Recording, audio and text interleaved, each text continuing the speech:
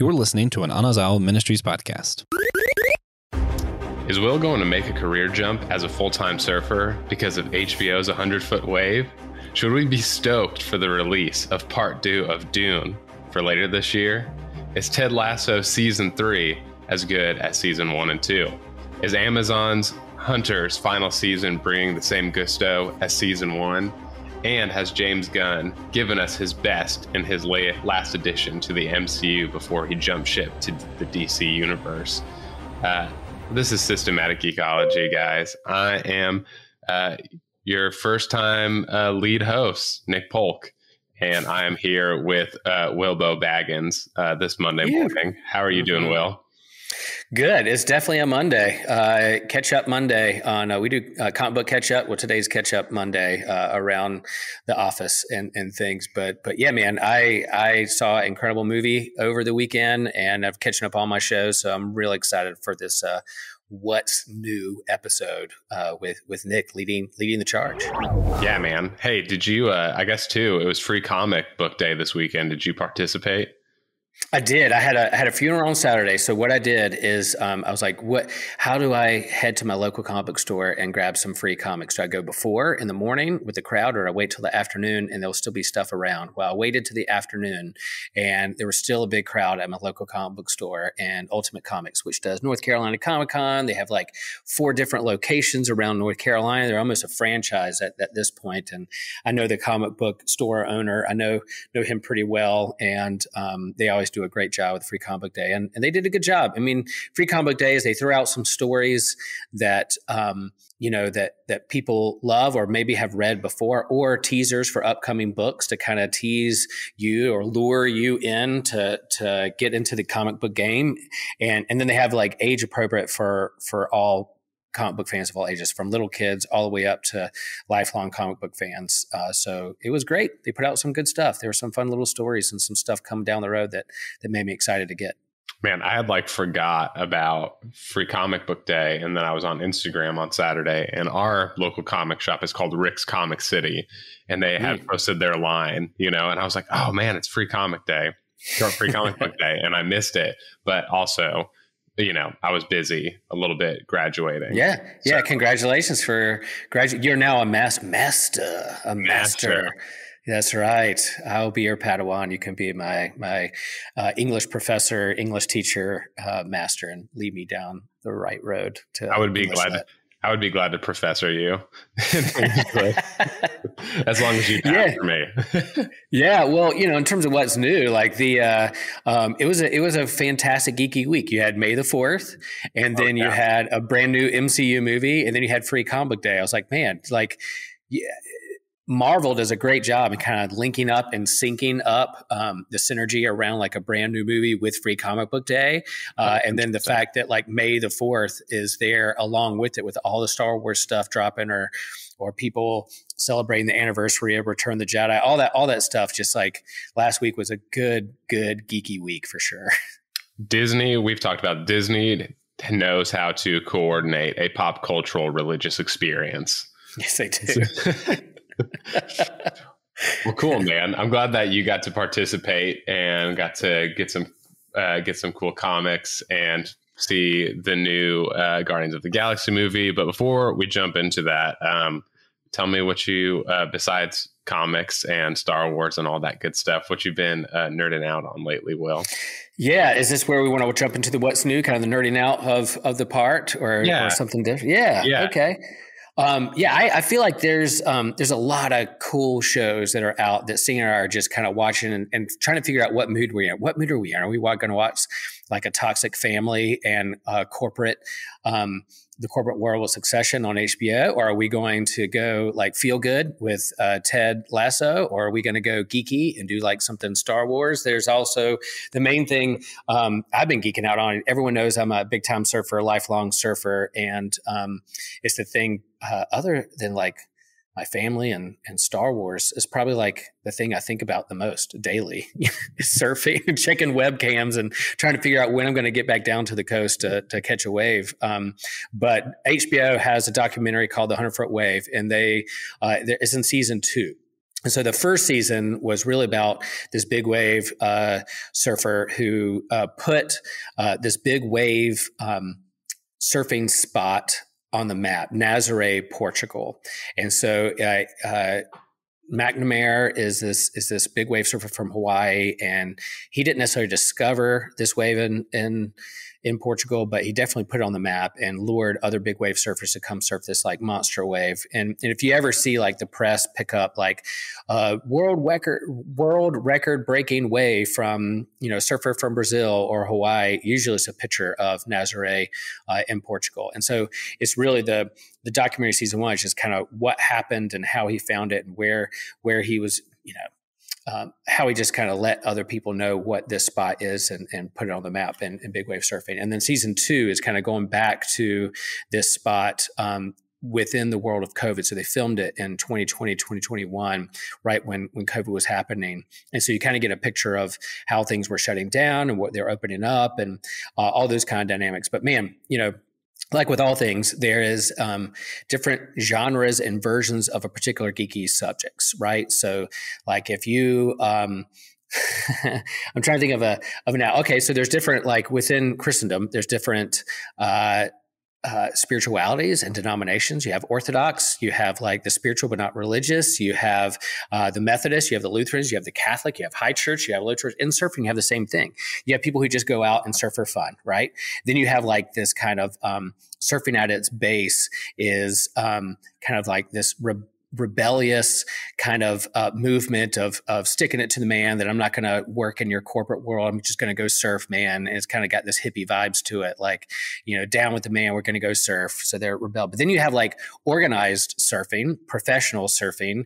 You have the marketing and capitalism of surfing, that they want to be mainstream with the boards they're selling to make money on the clothes and the lifestyle and that kind of thing. And then you have the World Surf League, which is like the NBA or PGA of professional surfing that goes around the world, and people make money being professional surfers. The best surfers in the world want to make it on the dream tour and go surf these amazing spots and compete and say who's the best surfer.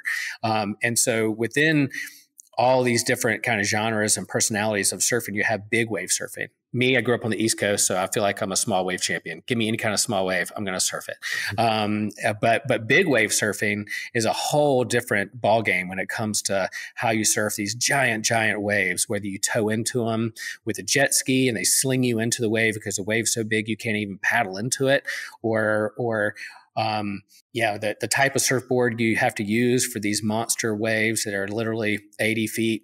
And the quest for this documentary is there a wave that's 100 feet out there somewhere in the world that perhaps one day somebody will surf it? And this documentary goes into the personalities around big wave surfing and then what they do to get ready for it, and then the heartbreak of, because when they wipe out, man, you could lose your life. It's one thing if I fall on a waist high wave at Wrightsville Beach. Sure, I got to watch out for shallow water. I don't want to break my neck or skin up my knee. But man, when you're surfing, literally when the wave breaks and the white water is taller than a building coming at you, you got to figure out like how you're going to survive that. How you're going to hold your breath. How long can you hold your breath underwater and all that stuff. So it's fascinating. I love it. So if you want to learn more about surfing in general and particularly big wave surfing, 100 Foot Wave is definitely a documentary on HBO you should check out.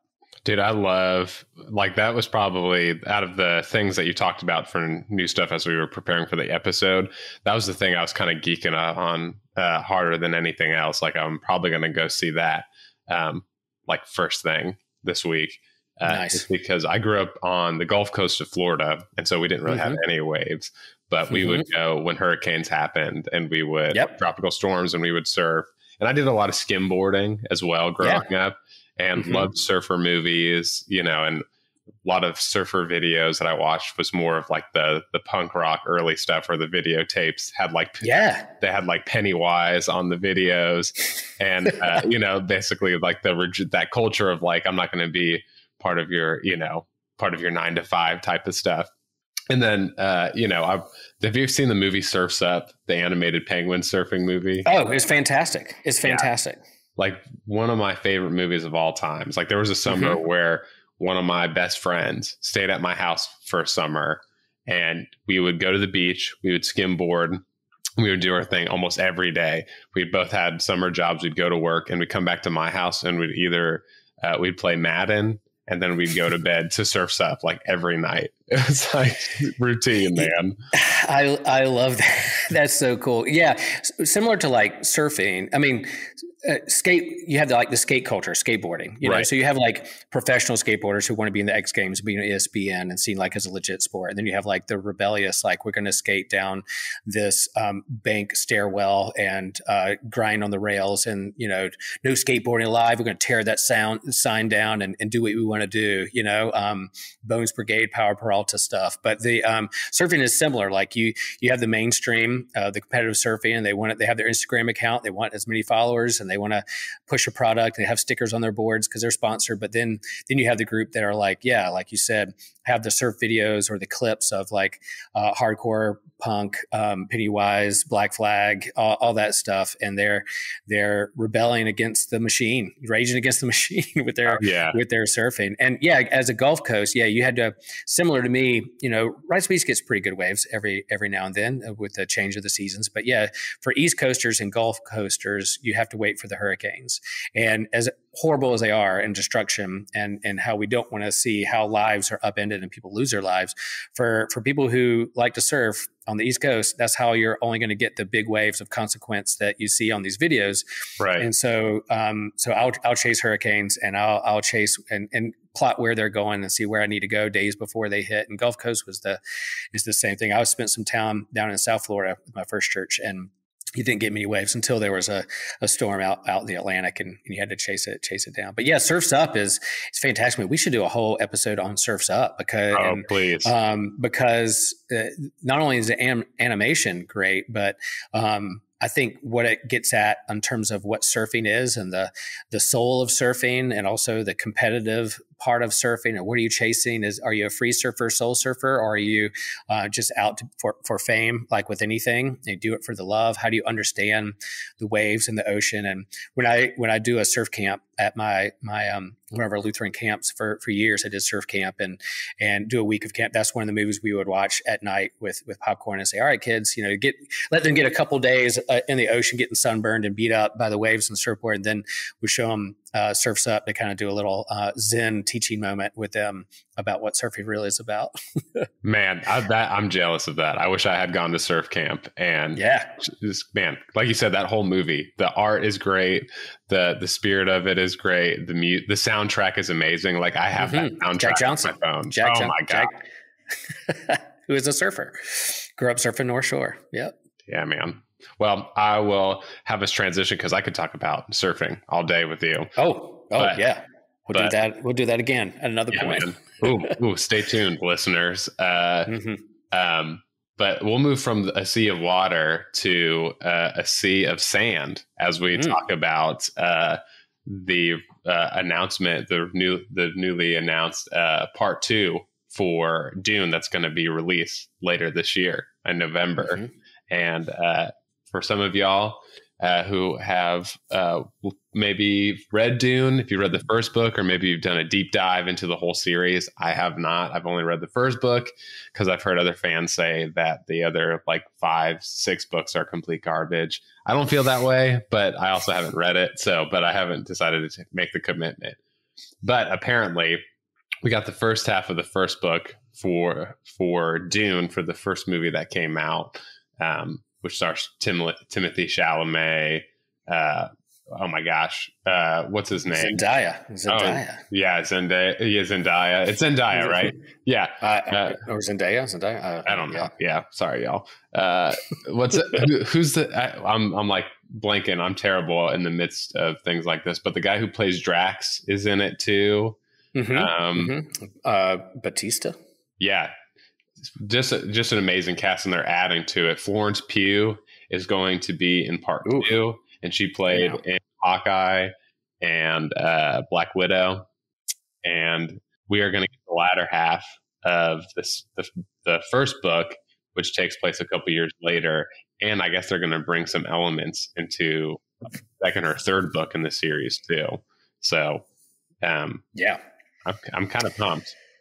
Yeah, I am too. I mean, I think Dune as a whole, in terms of the sci-fi and that big, thick. I mean, as you know, you're a Tolkien scholar and expert. You know that you have the main story, and then you have the appendix and the and appendices and the details and the similarian, and then the extra writings. I think Dune has the same as a big, thick main Oh story, but yeah. then around it you have how do you expand that story even more? And so, fans of Dune and Frank's work is that they're diehards out there. He changed the game when it comes to like sci-fi, and you put up their best sci-fi stories of all time. He's always up at the top, and so they tried to do this movie in the '80s, and some people love it because of how bad it is, and some people hate it because of how just nutso it is, and then for them to redo it and do part one. I loved part one.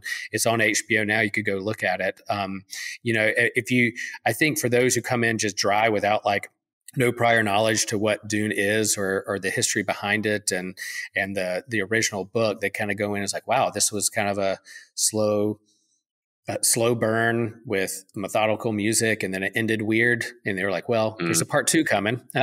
And it's a two-parter. And it's let me show you how thick this book is and how they can't put it all in one movie. And people are like, oh, okay.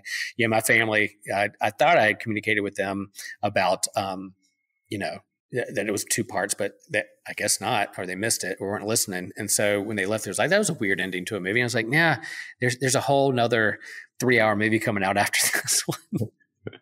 Dude, it made me happy just because, I was just a big fantasy guy for the longest time. And I remember hearing lots of people that I listened to podcasts about Tolkien with, and then other sci-fi fans. And they were like, if you don't read any other sci-fi, you got to read Dune. Like just read Dune. And I did, and like tore it up and fell in love with it. And like you said, the world building is crazy. Frank Herbert, who's the author of the book, spent like 5 years researching like ecology and like different environments so that he could make like an ecologically like consistent planet. And like, you get to the underground and where the water is and the dunes and like the plants that are underground and like, just the revitalization of the planet. For those who have read the books and haven't, you should, because it's really interesting. It gets into issues about colonization and what happens when an empire comes and takes a world of its resources, those sort of things. And so, like I said, the world building is great. I would say read the book first. It makes the movie more enjoyable. But man, the movie is just, the atmosphere is fantastic. Hans Zimmer does the score. And it's Hans Zimmer. I know we're going to briefly touch on Muppets, but he did Muppet Treasure Island. I mean, come on. Nice. One of the best one of the best Muppet scores of all time. He did Pirates of the Caribbean and things like that. But anyway, super good, super otherworldly feeling. Like I also have that movie soundtrack on my phone too and listen to it frequently. For those of me who've heard me, I'm like the biggest Tolkien nerd.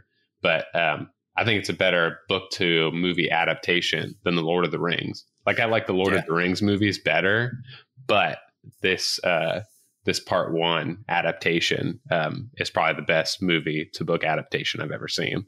Yeah, that's great. Yeah, I'm looking forward to it. And as we kind of talk about, things that we look forward to, they announced it coming out. They didn't necessarily release the trailer, but they released kind of the date of when it's coming out and that kind of stuff, and kind of creating some hype around that. I'm hopefully it's all shot and done, because we've got a writer's strike out there that, I hope it doesn't put things on hold when it comes to some movies that are coming out. There might be some things and delays that we're really looking forward to, but stuff that's already been shot and put in the bank, and then post edit kind of stuff. Hopefully they can keep working on it till and won't get delayed, because I think it's supposed to come out in November.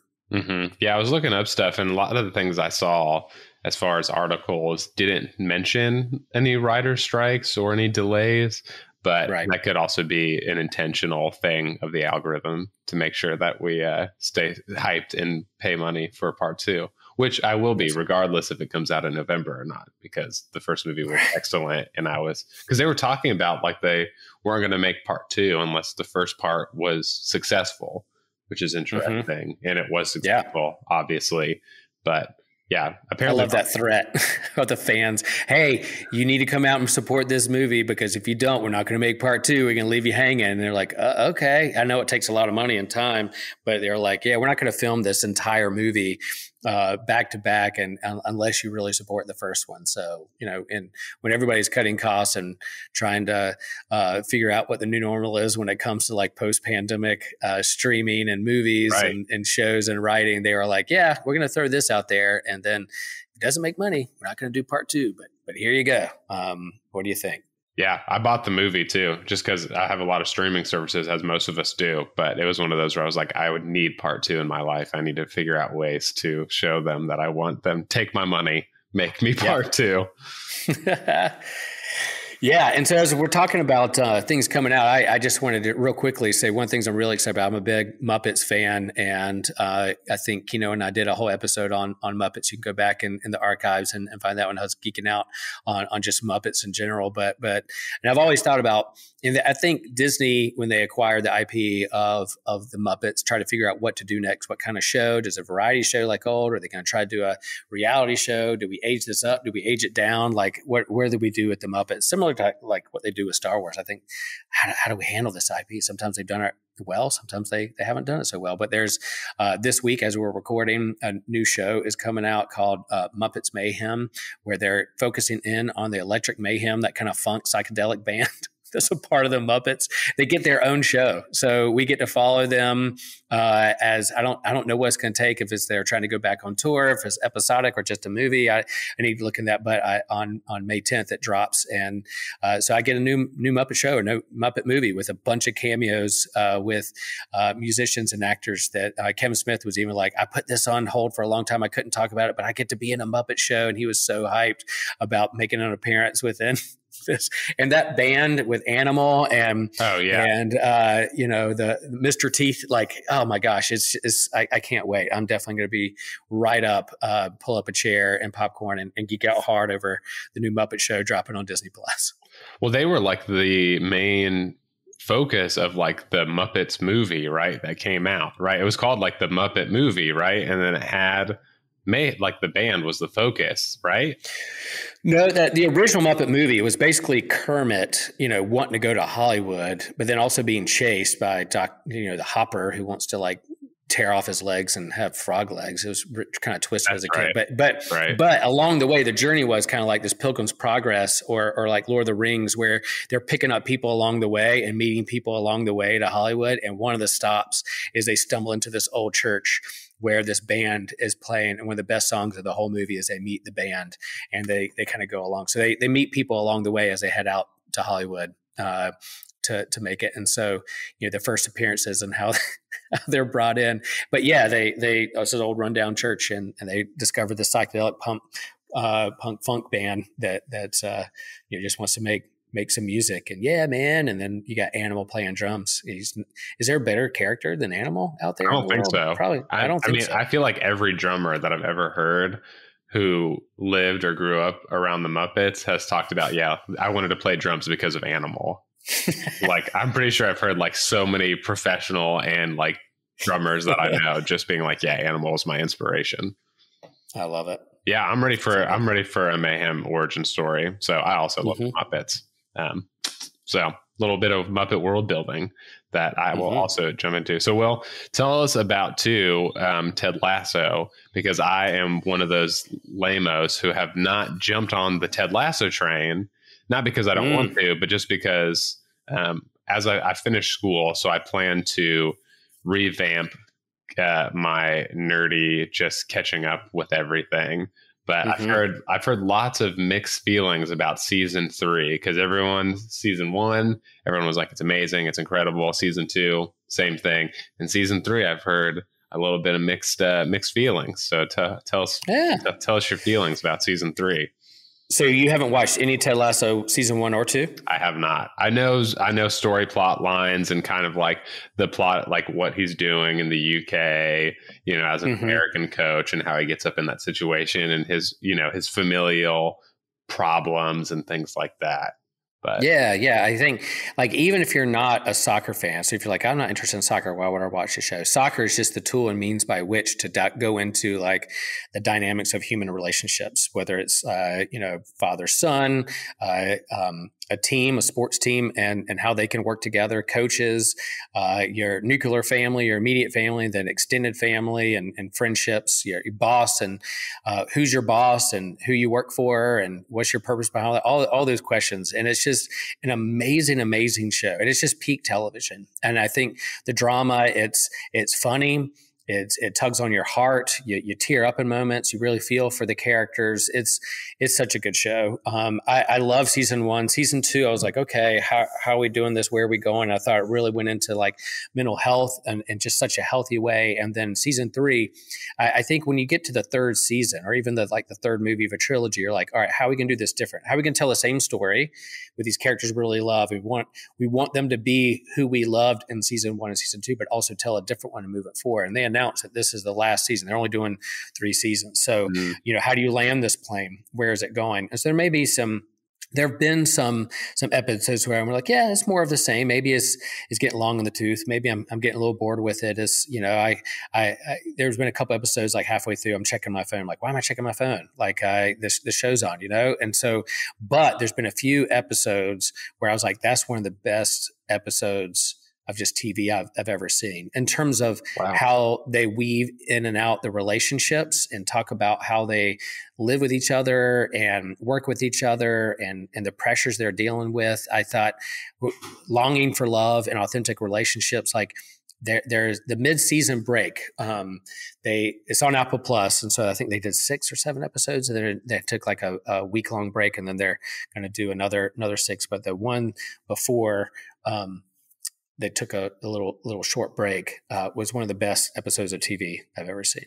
And as a Chicago Bulls watching Michael Jordan play basketball fan, they even have that within that particular episode. And I was like, I was all in, man. It was so good. Man, you talked about it, and I've talked about, you have the same tone of voice that everyone else who I've talked to about the show. Like when this show was announced, and I think like, I was kind of like, okay, whatever. Like it's a comedy, like a dramedy, with Jason Sudeikis, which I really like him a lot. But it was not long afterwards that like everybody was like passionate about this show. That, like you said, like I had friends who have tattoos of like Ted Lasso tattoos because of the show, and like I feel like it was, as soon as it released, it had like a giant following. Like people have merch, they have hats.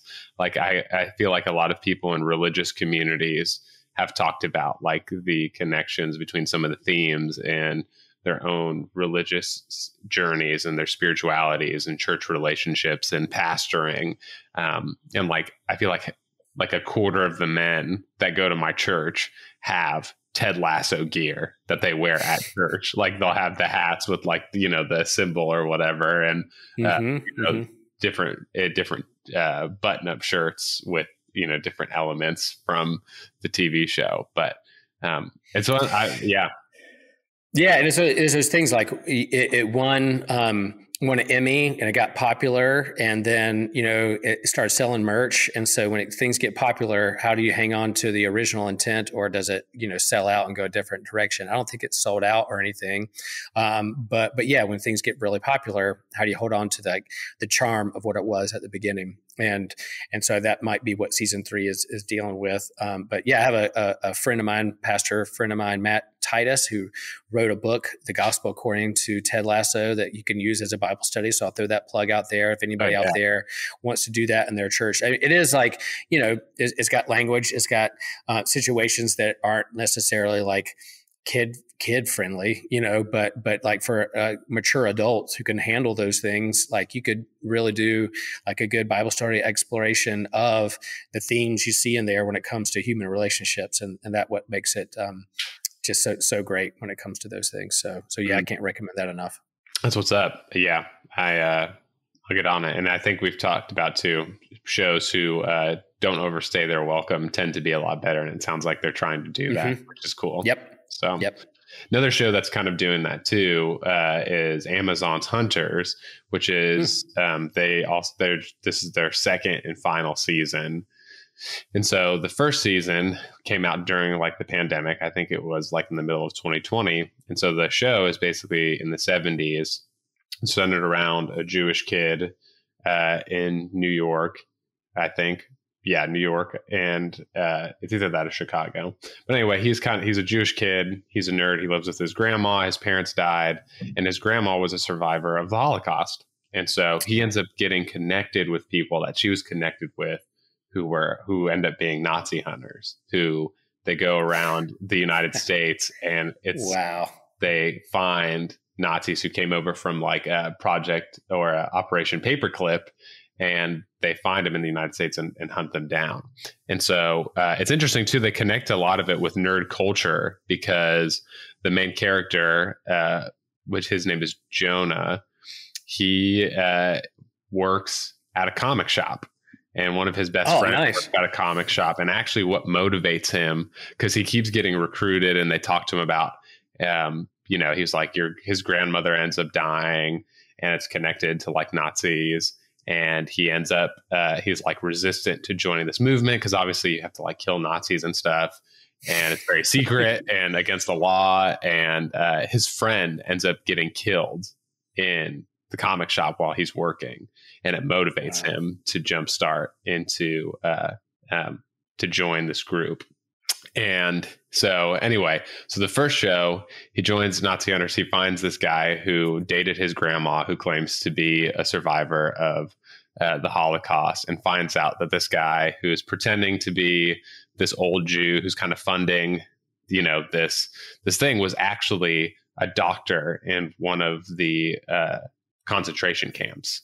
And so he gets like betrayed, but it's also this guy who funds the whole mission of the story. So season 2 is at the end of season 1, we find out the crew gets broken up, a couple people die, and because of this last mission, they're trying to like really take out a huge neo-Nazi organization. It ends up not working, and a lot of the main people who they're trying to target and get rid of flee to Argentina.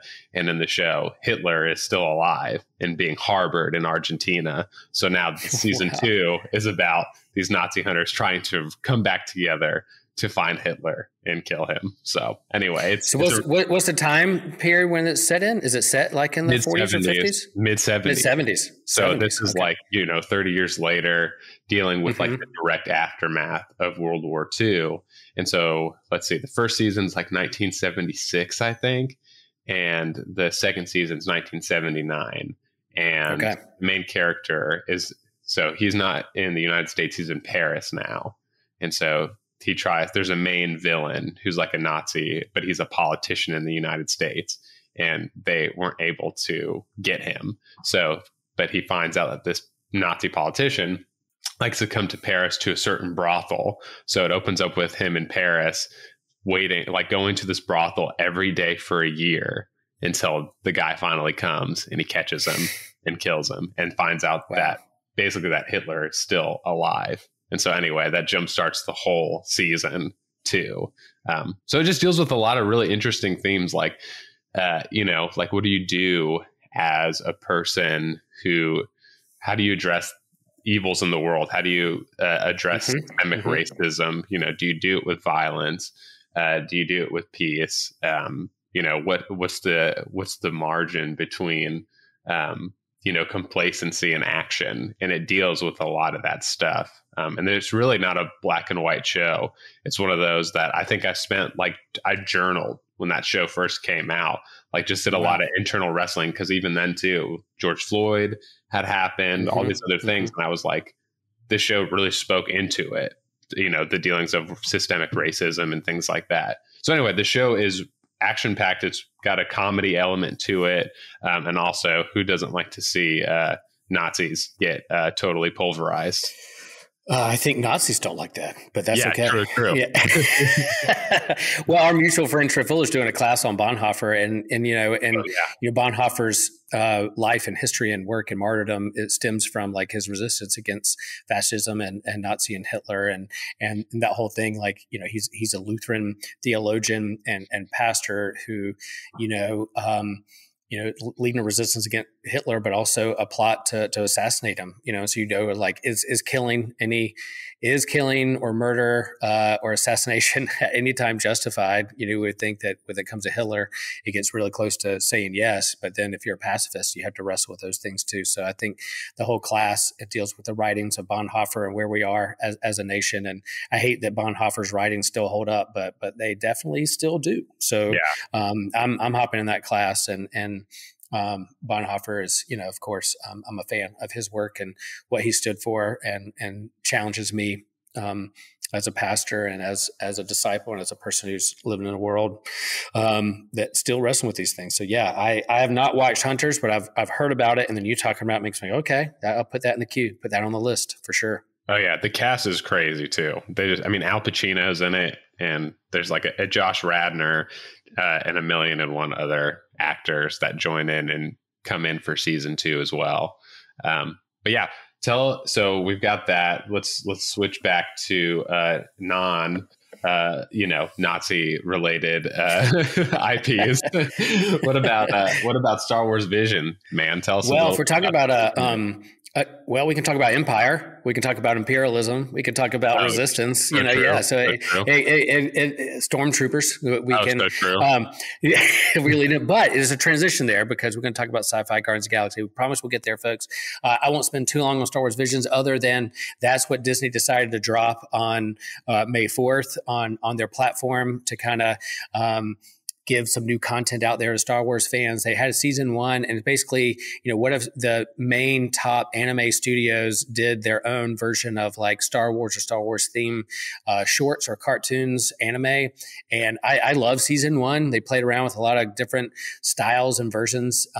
There's no legacy characters there. Yoda doesn't show up. Luke Skywalker doesn't show up, but there's definitely lightsabers and talking of dualism of the light and the dark and resistance and empire and all those things. So I enjoyed season 1. Season 2 dropped. I really have, now that I know kind of what it is and what it isn't, I really was able to lean into it, and I've watched all but the final episode, and every episode is so different. The animation is so different. So one episode, you have like 2D art that looks like The Last Airbender, which is my favorite animation style. And then another one, you have like a claymation stop motion, like Wallace and Gromit, kind of thing. And then you have one that's like half art paint / computer generated 3D and 2D together, which the first episode is that. And I've really liked it. I think some of my favorite Star Wars podcasts and fans out there have kind of questioned why this, and they'd like to see this done with more like in canon stuff. But I think allowing these anime studios not to have to wrestle with canon and legacy characters gives them the freedom to tell the story they want to tell. Right. But there's another element of like, maybe this is just one big like audition that whatever people gravitate to, whoever does the best job, it can't help but feel like, hey guys, do your best work. And then we might choose you to do the next big cartoon animated or movie within an animation style or anime style, and let you wrestle with a Mandalorian or a Luke Skywalker's Jedi training ground in one of these kind of animation styles. I would love that. But for the most part, I've had a really good time. But there's some that hit more than others. There's one episode that I really, really loved, and it's called Journey to the Dark Head, and it's very Last Airbender style animation, and a Jedi wrestling with the dark side, and it's just a gorgeous little short. So if you don't watch any of them, watch that one. And then there's a quote from it where the Jedi who's been wrestling with a lot of stuff says, "Hope has as much weight as despair." And so that whole element of, Star Wars is about hope, and how much weight do you give hope, and how much does hope inspire you in the midst of really dark times and hard times. And so in our world, that particular phrase really kind of really hit me hard this week. Hope carries as much weight as despair, and which one are you going to feed? Which one are you going to give most attention to? Hope or despair? Not to ignore the problems of the world, but man, there's also a lot of hope too. So yeah, Star Wars Visions is fun. If you like anime, if you like that style, go in, have fun with it, hold it loosely, because there's no major like big reveals of big kind of canon storylines, but hey, they have fun with it. These studios are doing a great job. So yeah, dive right in. I love Avatar: The Last Airbender, so I'll check that out. And I love when people explore extra canonical storylines, just to enjoy it and express their artistic talents in ways that maybe aren't connected with canon. That sounds really fun. So, we got Star Wars, we got Dune, and we got freaking Guardians of the Galaxy, man. Yeah.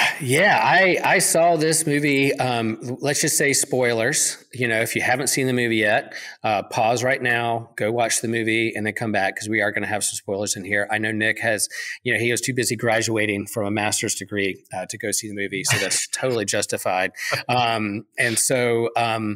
But he doesn't mind the spoilers. I did hear somewhere that someone said that sometimes spoilers helps you get into the story even deeper, because you're not so sitting with the anxiety or wondering what's going to happen next. And you're stressed that they're going to go a direction you don't want them to go into. Sometimes when you finally know what's going to happen, then you can sit and rest easy and just enjoy the story. So sometimes spoilers isn't bad. And that was kind of my experience at the end of this movie that we'll get to in a little bit. But I won't bury the lead. I will say Guardians of the Galaxy 3 is a fantastic way to wrap up this trilogy. The ending was fantastic. James Gunn knocked it out of the park. I loved this movie. It's one of my favorite MCU movies, I think, of all time. And I think it's because at the beginning, I was trying to figure out what they're doing. Is this going to be a grand cosmic story with big tie-ins to the next big thing in Marvel? No, it is a simple plot that unpacks again what makes this team so special in their relationship with one another. So the plot is Warlock, that was teased at the end of Volume 2, comes rushing in to where the Guardians are on Nowhere, and he's trying to capture and steal and kidnap Rocket. And so battle ensues right from the get-go. You're like, oh, okay, we're starting this now. And big action. You almost get crash fatigue at the very beginning. I'm like, oh, wow, what are we doing here? But basically, he tries to kidnap Rocket.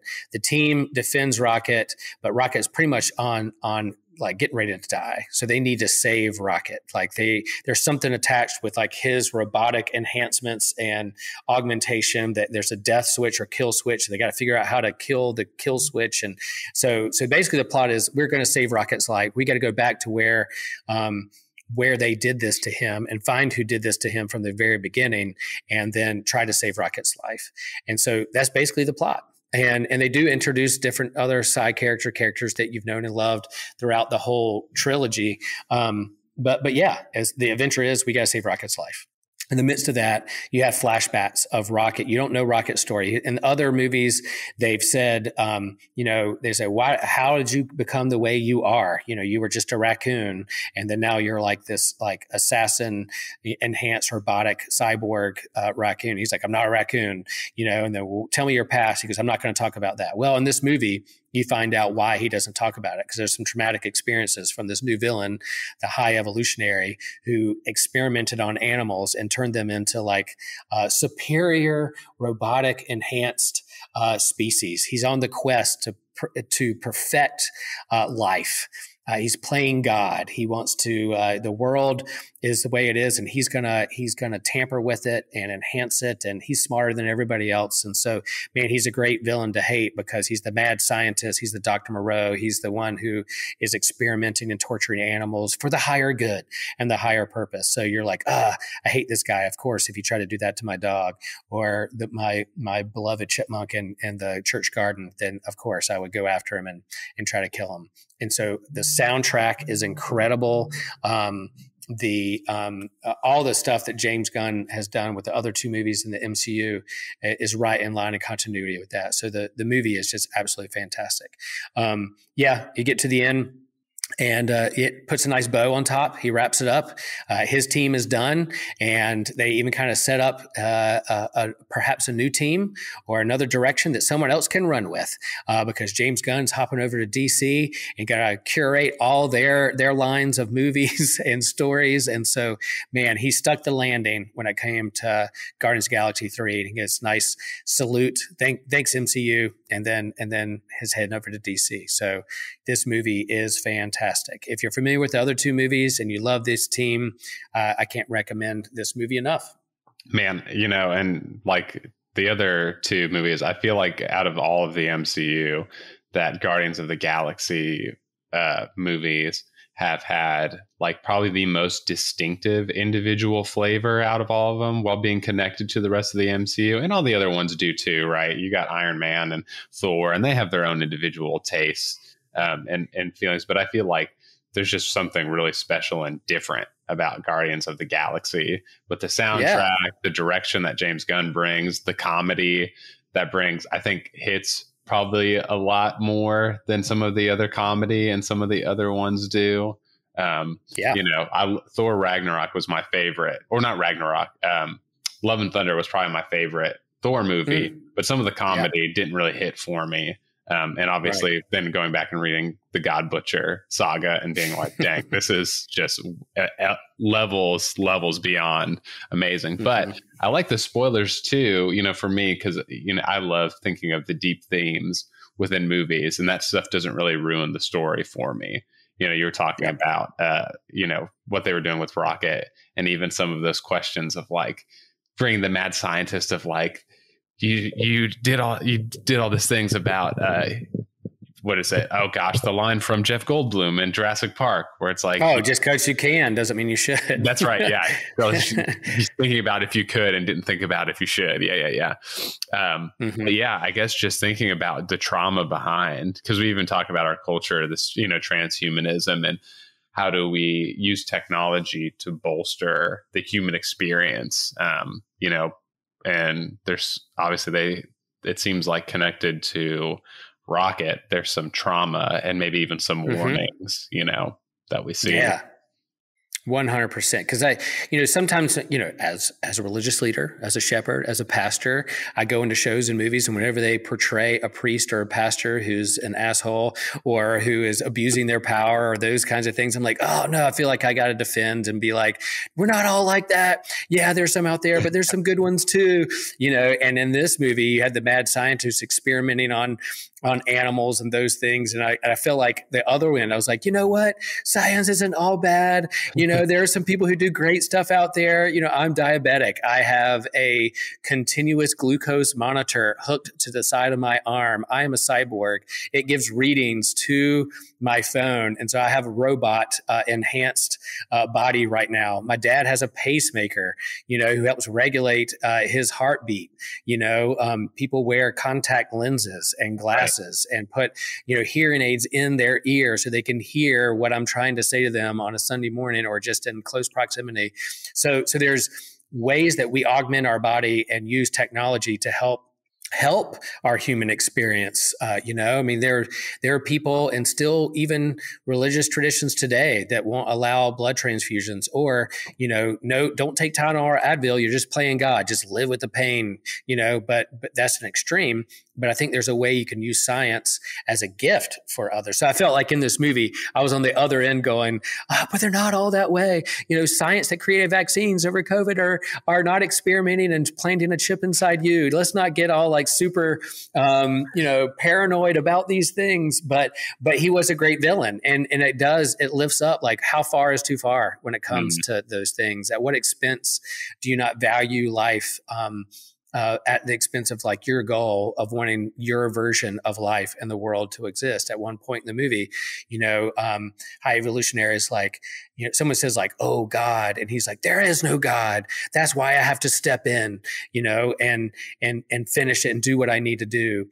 And And then he's like, I've come here to perfect things. And Rocket looks at him and says, you didn't want perfection. You just didn't like the way life experience for you. So they play around with those kind of messages. And so even though high evolutionary is like, there is no God, there's a moment where Rocket's heartbeat stops and you're kind of like, okay, are we killing this dude? This is the final movie. Who are we killing off in this movie?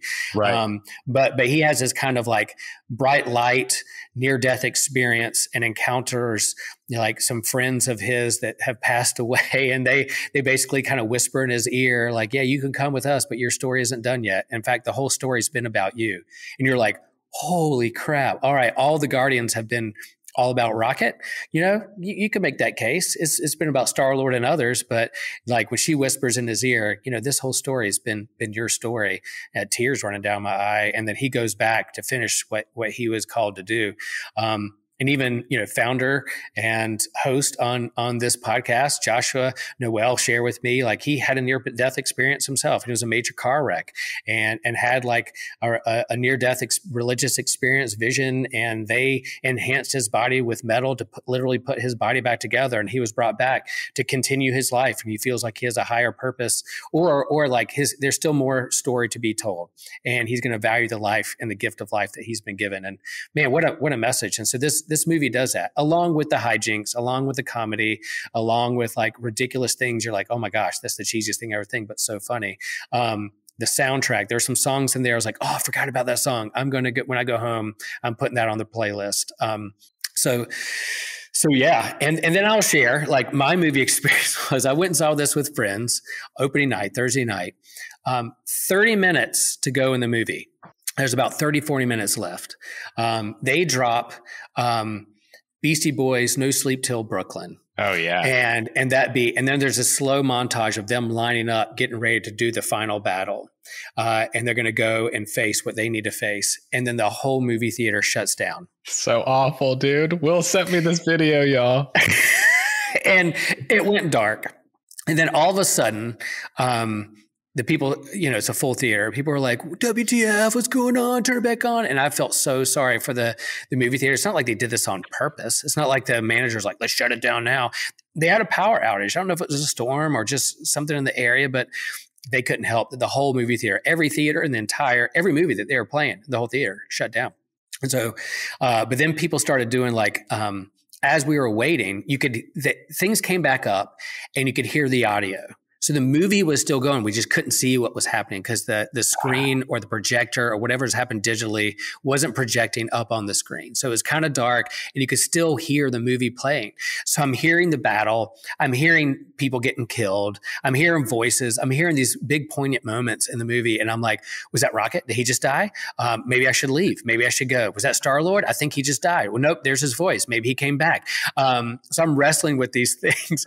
And you get to we go outside and the manager's like, we'll give you free movie passes, but I think if you need to leave and bail, you can always come back. And it's like 11 o'clock at night, and I'm like, I don't know if I'm going to come back and watch this whole movie all the way through again. Right. To wait.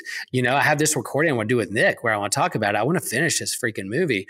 And I think I just got some spoilers. Listen to the audio. But then they were like, I think we're going to get it back up in about 30 minutes. So Cindy and I wait. Most of the people leave. And so Cindy and I wait with about a handful of others. How long did you wait? Hang out. We waited about 45 minutes. Yeah. Well, part of that was like wondering what's going on. And so like 15, 20 minutes was like, is this going to happen? Is it not going to happen? What happened? Is it going to hop right back up? Those kinds of things. And then, but then when they say, well, I think we'll get it back up in about 30 minutes. And then the guy brings in his computer and he's like, all right, where did you guys leave off? And we're like, well, right where the Beastie Boys are dropping No Sleep Till Brooklyn. He's like, I haven't seen the movie. Where is that? So I had to look on his computer and find the time stop of where the movie is started. So he hit play a little bit beforehand. And it was, so I'm glad I stayed because it was amazing. What happened after No Sleep Till Brooklyn when they go in this kind of hallway fight scene is one of the best moments in all the MCU when it comes to like a fight hallway scene. Better than the Daredevil hallway scene. Really? Like it is It is so freaking good. And what they do and how they wrap this thing up towards the end and some of the lines that they say and set up or really put the bow on the movie and then kind of set up like there's still some options out there they could run with this team. It's not like the Guardians are never going to show back up again. Some people, some characters have moved on. Some are going to stay and create a new team. And it was so great. So yeah, that was my movie experience. I was dedicated. I hung in there. Yeah. Some people were creating shadow puppets up on the screen with their phones and laughing in the midst of the audio still going on in the background. So when everybody's trying to figure out what was happening, but for me, it enhanced the experience, a memorable experience. And knowing that some characters were not going to die, that anxiety left me. And I was like, okay, I can now enjoy this and like sit there, not worry that they're going to kill off a character or not. Dude, even in the midst of technical difficulties, MCU theatrical experiences, bringing it all. That's man. It is. It was good. So the movie was fantastic. All the MCU goodness and the characters you love, but also some great themes about, again, friendship, chosen family versus when your own blood family does you wrong, or I realize every single character in the Guardians just has like a crappy relationship with their like parents and family, but they came together and created their own family, and that's what was important to them in the midst of that. So that whole theme is there to the very, very end, and they create some new characters. There's the child or human trafficking experiment on animals for the benefit of science. All those things are there, and it's on the nose. You can't escape it. But even like human trafficking and what we do with humans is there. And then one of the children in the midst of that emerges there at the end, the kind of end credit scene as a new character that could be a part of the Guardians later on. I was like, oh man, they just powered her up. Oh, she is a deep cut in the Marvel cosmic comic book universe. I had to go look it up. I think that character is so-and-so from 2004 that they led, and that, and I think Marvel is setting up with some of these shows an extension of whether it's with Miss Marvel or whether it's with, what they did with Loki or the Winter Soldier, all those things. They're creating a young Avengers team that they could eventually pull these kids and teens and preteens together and create Love and Thunder. We have Love herself, right? Oh yeah. Could be a hero that they connect with this new character from the Guardians of the Galaxy to create a young Avengers team that I really would love to see. That's years away, but they really can set this up as having a new team, new generation of kids that can create Avengers or Guardians that would be awesome. If we can get 50 years of Star Wars, we could probably get at least 30, 40 years of Marvel MCU movies. Yeah, and I agree. Phase 4, there have been moments that were great, some moments that have been like kind of misses for me. And sometimes Marvel can get kind of cookie cutter, and you're like, man, I haven't all seen this before. It can get tired, get long in the tooth, And but if they regroup and deconstruct or reconstruct, or for a new generation, do some of these new characters, old characters, and pass on the baton to others, done right, a new story told right. It's going to be great. I mean, even Guardians of the Galaxy first emerged, there people were like, "What? You're going with this team?" They're not A-list superheroes, which also gave James Gunn the freedom to do whatever he want with it. There wasn't like a baggage that came with it. He was just going to tell his story and do like cosmic MCU and have a rad soundtrack with it and run with it. So maybe you could do the same with some of these young kids that could be the young Avengers later on down the road. Yeah, man. Absolutely. Yeah. And yeah, just before we wrap it up, my wife does not like nerdy things, I was telling you before, but she saw Guardians of the Galaxy. And she enjoyed it. So that just speaks to that's just a testament to how awesome these movies are and how well James Gunn has done with Guardians of the Galaxy. So my wife likes the movies. She goes with me, and but she doesn't have the baggage of reading the characters or like graphic novels on these things. And so I look at it through the lens of like these characters I love that I want to see portrayed up on the screen, and then I kind of check in with her and say like, how was that story just on its own without knowing like who these people are? Did it hold up? Did you understand what was going on? Did this character make sense? And she'll give me her opinion. No problem. one of the big characters in this that we're really looking forward to see was Warlock, which has a long history within kind of the cosmic Marvel comic universe. And then he was teased. And then this particular movie, about halfway through, I was kind of like, that was one of my disappointments. I was kind of like, he seems kind of weird and like a joke and not really. I just felt like he was handled too flippantly. But by the time you get to the end, I'm like, oh, that's what they were doing with that character. He needed to grow. He was like a kid. He was a joke at the first. He was like the rest of the movie, seen as like kind of a throwaway experiment. But by the time he gets to the end of the movie, he's looking at the Guardians and seeing what is portrayed within their friendship. And he grows and learns from that, as seeing what is modeled for him of how to treat one another, how to respect life, how to be a family. Coming out of his own like experience or trauma, of what he's being used for as a tool, and then coming around full circle to being like, yeah, that's the group I want to be a part of. As much as misfits as they are, as much problems that they have, they're still a family. They pull for one another and defend one another. And that was a role model for Warlock to learn from. And eventually become a part of the next new Guardians team that possibly down the road. So I liked how they did that. Halfway through, I was like, I don't know. I don't like what they're doing with that character. I don't like that at all. By the end, I'm like, okay, I now see what they did. I like what they did. Cool. We had to get there. Growth moments. And my other criticism of the movie is like, there are times where there's a lot of special effects, a lot of crash fatigue, very busy. And, sometimes I want to lean into not just the CGI crash moments and action all over the place. I'd rather just sit with the characters to learn more about them. There's a balance when it comes to that. So there's some moments where I'm like, oh my gosh, another scene where people are being flown into buildings and shooting and all that stuff. But the way they handled it and the balance, I thought in the end it balanced itself out. And I want to go see it again in the theater. There haven't been too many MCU as of late movies that I wanted to go see again in the theater, but I'm definitely seeing this one again. There was one moment where they're flying to where they need to go and the song drops that I haven't heard in a while. Man, I need to go look it up. I forgot what this song was, but the bass line, I literally got goosebumps. And I was like, this is one of the coolest moments of all of the MCU. I thought it was so cool.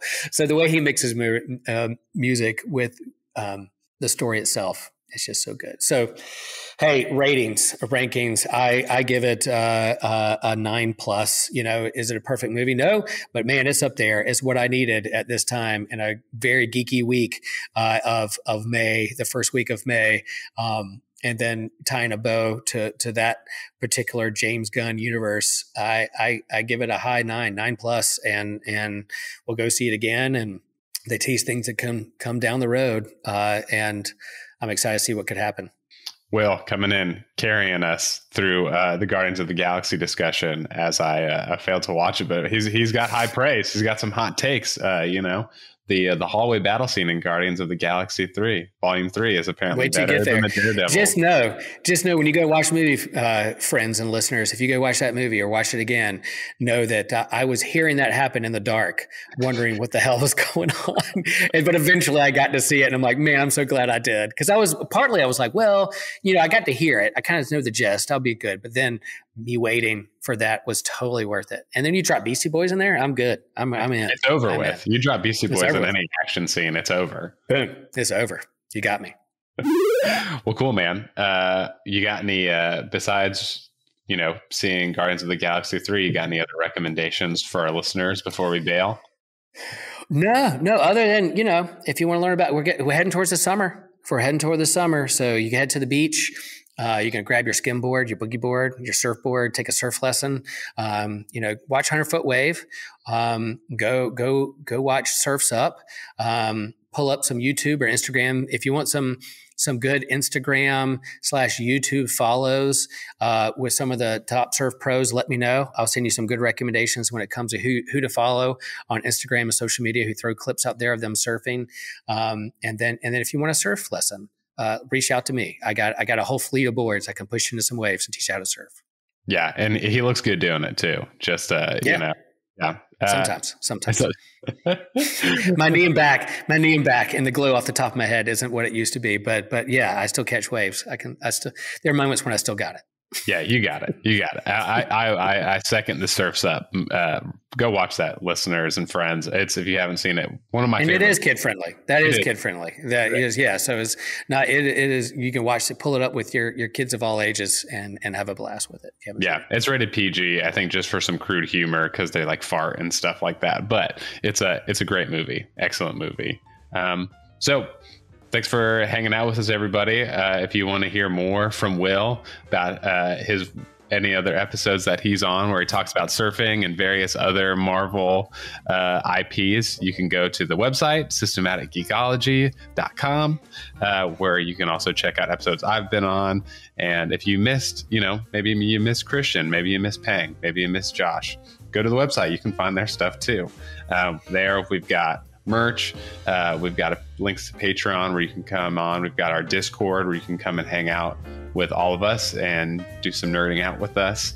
And where you can come and suggest future episodes and topics. We like to interact with our listeners and friends. So from that, come hang out with us. And just remember that we are all a chosen people, a geekdom of priests.